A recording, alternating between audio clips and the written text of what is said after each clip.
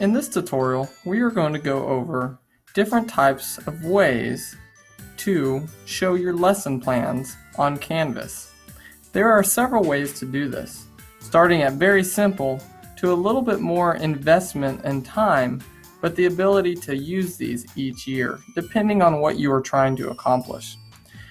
To start, we're going to go to the calendar. In the calendar, you can see this teacher already has her lesson plans for these dates.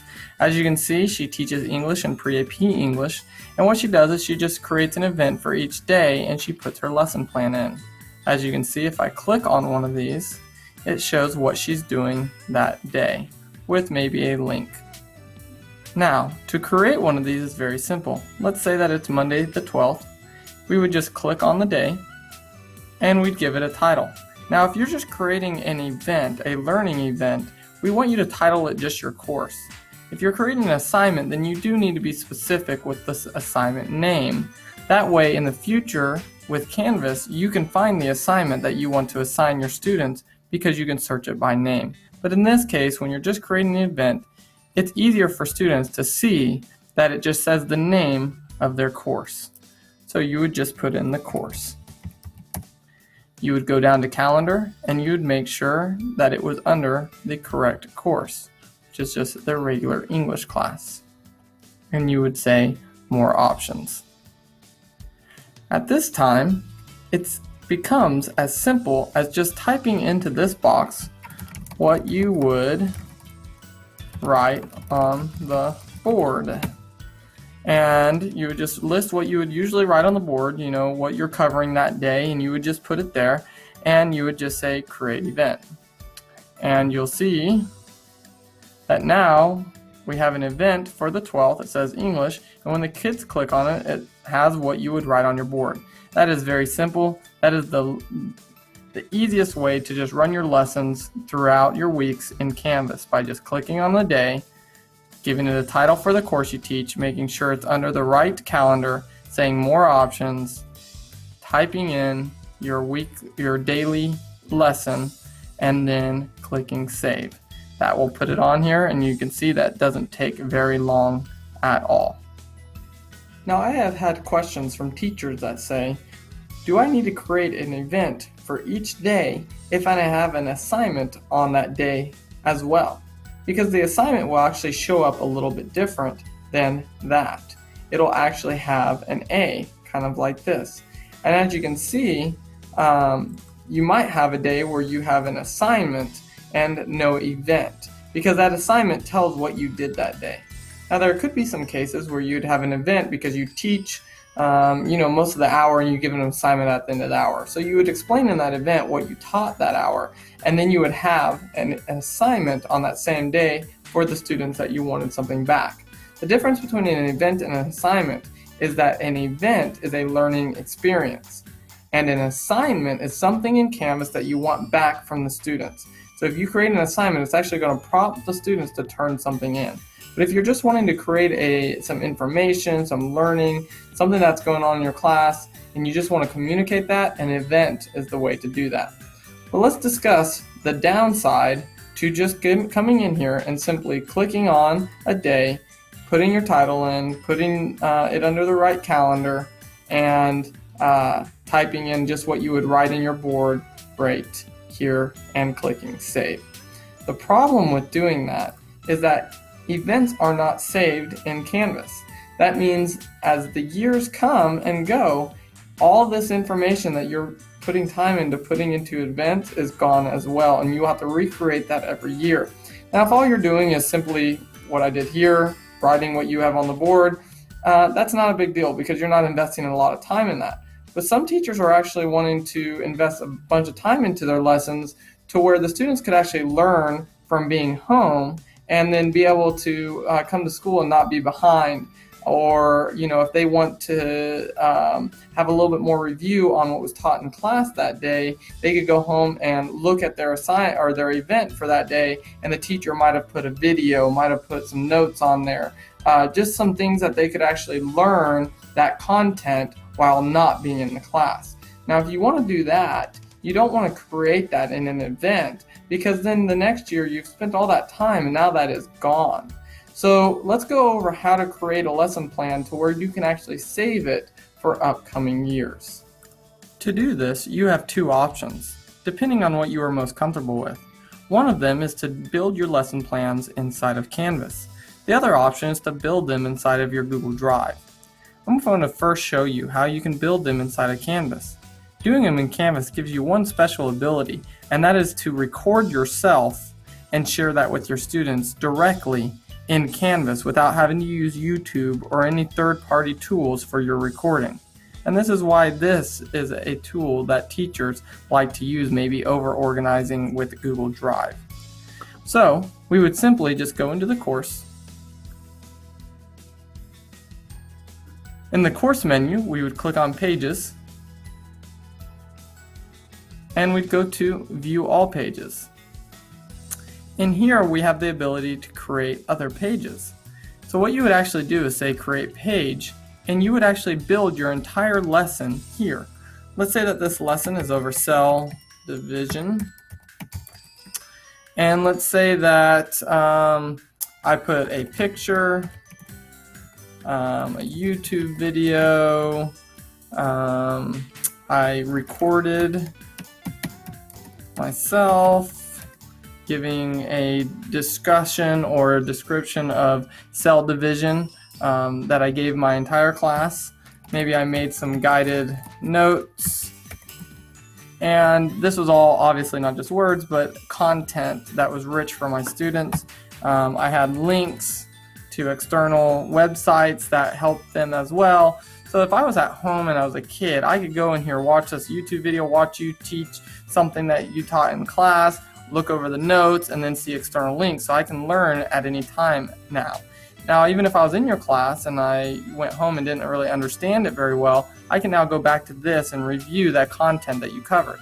And once you invest the time into doing this, you can use this year after year and add and edit at any time. So like I said, the benefit of using this tool rather than Google Drive to organize your lesson plans is this button here, which is Record or Upload Media. I can record myself, my voice, the actual image, and give it directly to students without having to use YouTube or anything that you might have to use if you use Google Drive to create this. So once I have it created, I would just go down and say Save and Publish. And the next steps are very similar to what I showed you before, but actually even easier. So before I told you just to click on a day, title it your course, which I guess in this case is English, put it under the correct course, and say More Options. And then now, remember we were just going to write what we wrote on the board here, which was just a simple expectation. Now, over on the right side, under Wiki Pages, I have my page for cell division. I would just simply click on that, it puts it here, and I would say Create Event. Now I have the event created on the day, and when the students click on it, they will then click on the link that takes them to my page, which is the lesson plan. And now they have a much richer learning experience through this rather than just the words to what you covered in class that day. Now there is a downside to using that procedure I just showed you. When you go in and you create these pages, there's really no way to organize the pages over here on the right side. So as you can imagine, after 180 days of school, or however many there are, you would have a lot of lessons here, especially if you made them day by day. And so they become very hard to organize. Now there's a solution for this in Canvas, and it is using this module tab over here. And you could actually put your lessons into modules, which organizes them. And then when you do your lessons, you would just put them by modules over here, which would organize them down and allow you to actually conquer that problem. But it isn't as seamless as using Google Drive when it comes to organizing your lessons. So let's go ahead and look at the alternative to creating lessons inside of Canvas, and that is using Google Drive. In Google Drive, it's very simple. All you would need to do is click on and create a document for each lesson. Now, what you might want to do first is create some folder organization. So let's say that this is English lesson plans. We just say create. Now, underneath here, you would not want to dump all of your lessons into here, because then you'd run into the same problem that Canvas gives you, which all your lessons are in one area. You would want to create subfolders so that you can organize your lesson plans. So you would just go to New Folder, and this would be maybe, Semester 1, and you'd create this folder, and then under Semester 1, you'd create a folder that might be Week 1. However you want to organize that, it doesn't really matter. But as you can see, up here is my path to this folder.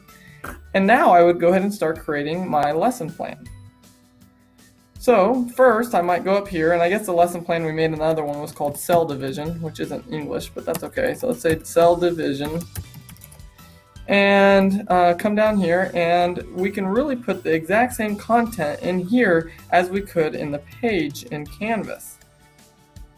The only real difference is this one here, which is record myself. So I could go in here and I could make the exact same lesson inside of Google Drive. I just copied and pasted that information. Of course, this is not just the word picture or the word YouTube, it's actual content that the student can learn from. But this one here becomes a little bit more difficult in Google Drive. There's not an embedded option for recording yourself like it is inside of Pages. Also, your YouTube videos aren't going to play right on the pages either. They're going to be links that take you out. So there's a couple clunky things about using Google Drive. So you don't have this option. If you do want to record yourself, you have to use a third-party recording software and then upload it to YouTube. But it is a possibility. So once the whole lesson is created just like this, and say it's just pretty much equal to this assignment, all that comes next is very simple. You follow the same sharing procedures as we've gone over in the past. So we just come up here and say share. And this is how we get it back into Canvas. And we say get shareable link. Now, like I said before, anyone at Broken Arrow Public Schools can view is great for students, but if a parent wants to see this, they will not have access. So we click on that, and go to the bottom and say more, and we say anyone with a link. That way parents can see this as well. We say save, then we simply copy link. We go back to our calendar, and we want to create that lesson plan. So we follow the same procedure as clicking on a day, giving it a title of the course, putting it under the correct course, clicking more options, and then we would simply just put the title of the lesson, and all we'd have to do is highlight this, click the little URL, type Control-V or right click and paste, insert link, and now we have the link for cell division. Now for the students, there's really no difference here. A student is going to click on this day and see cell division. They're going to click on this and go to the page. If this was on here, we can just move this to here so we can compare them directly. We're going to click on cell division and it's going to take them to the Google document. The information for the students is exactly the same. It's what you are comfortable in creating. Now, let's go over the benefits again of each one. In Pages, you can put YouTube videos directly in, you can record yourself directly in, and it's all housed in Canvas. But when it comes to organizing those and finding them later, it becomes a little clunky because they are not organized and you cannot really search them. You'll have to go through them all to find out which ones you want to use that day. In Google Drive, you have limited features, but when it comes to the years come, it's very easy to see what you did what week and to just simply share it back into Canvas each year. I hope that you can see the benefits to both ways and that you choose whatever would work for you the best. I hope this helps. Let me know if you have any questions. Have a great day.